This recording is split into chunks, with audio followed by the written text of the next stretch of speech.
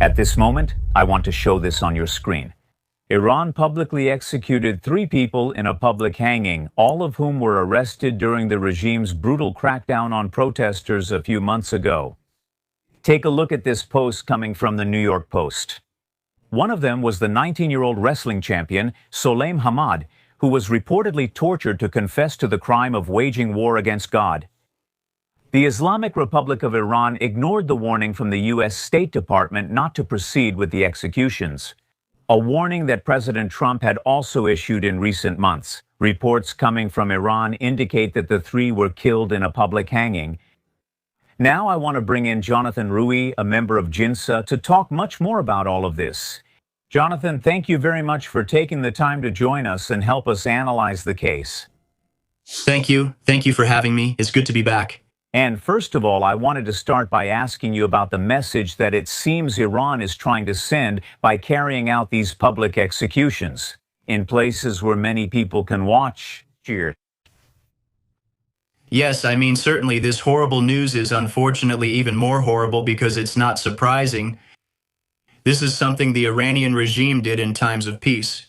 I think they were the second largest executioner of their own citizens in the world, and they often did this in grotesque and public ways. To send a message, these are clearly the actions of a regime that knows its own people have become its #1 enemy.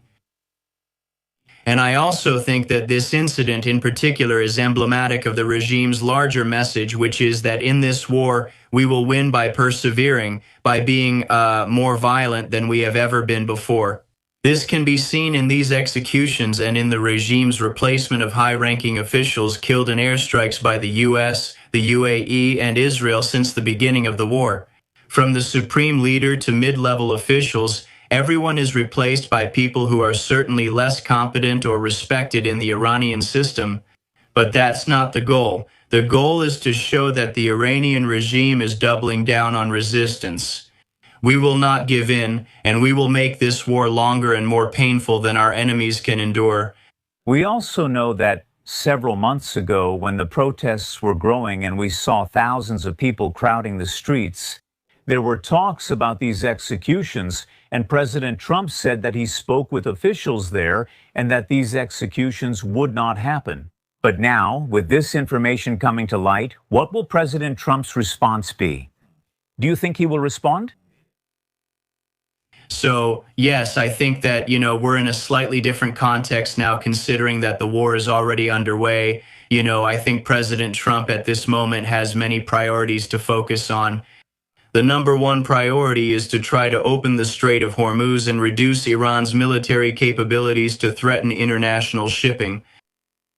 But I think what we're seeing now regarding Iran's internal behavior is part of a larger trend, which so far has largely been led by the Israelis, which is first to try to use Israel's incredible intelligence gathering capabilities to locate and eliminate Iranian officials, and that's one of the Iranian regime's reactions to this.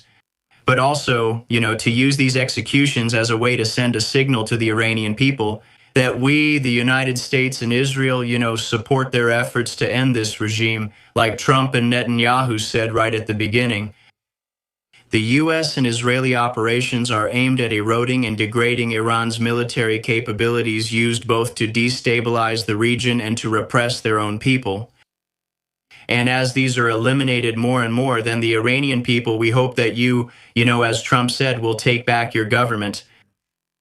We should expect to see more of these demonstrations then, because, again, we've seen this for weeks and weeks with many people in the streets. I want to show this video so you can see footage from months ago. We should expect scenes like this to happen again in the coming days, weeks, and months. I think we should definitely expect that the protests are not going to disappear. The Iranian people have shown that despite all the horrible things the regime does to the country, including executing and shooting thousands, maybe tens of thousands of Iranian protesters in the streets earlier this year, the Iranian people know that in the end it's a matter of when, not if, the regime will fall. I think one of the interesting developments we've seen recently is that now the United States and Israel have achieved air superiority over Western Iran, at least where the main urban areas are located. Israel has what they call stand-in capability to use small attack drones to monitor and eliminate Basiji checkpoints, the internal security forces. What we've seen creates a new equation and really forces the regime to rethink how to brutalize their own people, something that's never far from their minds, even as they fight an external war for their survival. From what we can understand of the situation, is it possible for anyone to get a fair trial there in Iran? Because we've heard from human rights activists who said that this fighter was coerced into saying he was against God. And I mean, there are so many questions there. So is it even possible to have a fair trial? Certainly not, and that's intentional. As you said, an offense against God is like a theocracy. Is that how the Islamic Republic believes things work? This resembles many totalitarian regimes like the Soviet Union, Nazi Germany, or present-day China, where the main goal is to prevent people from having a fair trial if they have hope of seeking justice and petitioning for something fair. Government for their grievances legitimately, the regime of the Islamic Republic ceases to exist and begins to sign its own death sentence. We saw this in the regime's response to the protests earlier this year, when the Iranian people took to the streets saying, "We want water, electricity, and a currency that doesn't lose value." Instead of listening to the grievances, the regime used military repression and lethal force to massacre people in the streets. Grievances, large-scale street protests. Instead of listening to the grievances, he used repression and two in the presidency. They were arrested. Message after message was attributed to him. Earlier, another threat to President Trump and Ibrahim Raisi, and of course also to Israel. But we don't even know if it's really him making these statements, right? But that's just it. I think that as President Trump said, he can. Mojtaba, the new supreme leader, son of the previous leader Ali Khamenei, may very well have been injured. In U.S. airstrikes we heard, or in Israeli airstrikes we heard that, at the beginning of the war, there were even widespread reports that he had been killed in the same set of attacks that killed his father. But as you said, he is there to be essentially a symbolic figure, a symbol, both for the outside world and even more importantly for the Iranian people. That the regime is not going anywhere. The regime is not going to soften its policies, even under the pressure of a major attack. But one thing we're seeing now, and that was already underway before the war, is that the Revolutionary Guards, the IRGC, really control everything. Behind the scenes, they already controlled a large part of the economy. Before the war, they were responsible for repressing the Iranian people, and now, in the midst of the war, the IRGC is taking control of the country. Mojtaba, the new supreme leader, could be as much a spokesperson for this as anything else. And tomorrow marks 3 weeks since all of this started with Operation Epic Fury.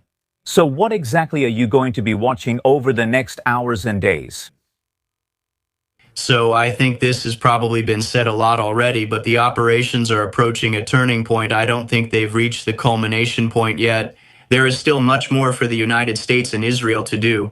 But I think that given the operational success of the last few weeks in eliminating Iran's air defenses and missiles, we are now turning to neutralize their maritime capabilities. The goal is to prevent them from continuing to threaten the strait and trying to close it, even though they have not yet defeated the U.S. Navy in a direct battle. I believe that this will be a center of gravity, although it is not the focus right now. For President Trump and Prime Minister Netanyahu to declare this war a success, even without the collapse of the regime, they will need to show that they have significantly neutralized Iran's nuclear program beyond the sites hit at the beginning of the war. And in June, that will require tough, direct decisions about how to strike some secret sites in Iran that are underground. There is talk of the Americans sending Marines and other forces for operations in the Strait or Gulf on Karg Island. That's vital, but the big question is whether ground forces will be needed to deal with those underground Iranian nuclear facilities that weren't hit in this conflict or last year. And before I let you go, one more question. We've heard from United Arab Emirates officials about drones launched by Iran that have been flying over the region. Same situation with many of those Gulf Arab states. What does that tell you? The fact that Iran is not only firing at Israel, but also targeting U.S. officials and operations in those Gulf Arab countries. I think that gets to the root of how Iran's strategy is different in this war compared to previous conflicts with the United States and Israel. Iran has made it clear that it sees this war as a fight for the survival of the regime, and the previous restrictions regarding the scope of targets or how long they are actually willing to fight, all those restrictions are now gone. The Iranians, we want the United States to feel the pain directly and indirectly. There is only a certain limit to the damage that Iran can inflict on our military forces. That's why they attack weak points, targeting the determination of Gulf allies to resist, even with the strangling of their economies and livelihoods. And we should also not underestimate the help that Iran receives from Russia, which targets authorities, embassies, consulates, and the main military capabilities of U.S. forces stationed in the region. I expect the Iranians continue with this as long as they can, especially because, even if their missiles are consistently shot down, they have shown that if some drones manage to get through, they can cause disproportionate damage, and that's part of Iran's bigger objective. Jonathan Rui from Jinsa, thank you for talking with us. Is there anything we left out? I know we covered a lot, but is there anything you'd like to mention before I let you go?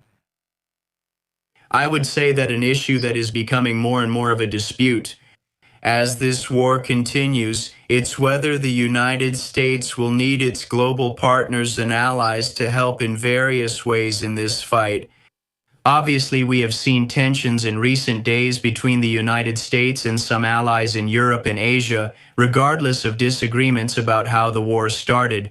Given what we discussed about Iran's ability to escalate the conflict and generate global economic consequences, coalition building and alliance management become essential. The United States has done a great job with Israel so far, despite minor disagreements, but now this will require a much more global effort. It is necessary for the United States to lead in various ways, even if that does not involve our allies and partners participating directly in the fighting. Tudo bem. Jonathan, thank you very much for taking the time to be with us. We really appreciate it. Thank you very much as well.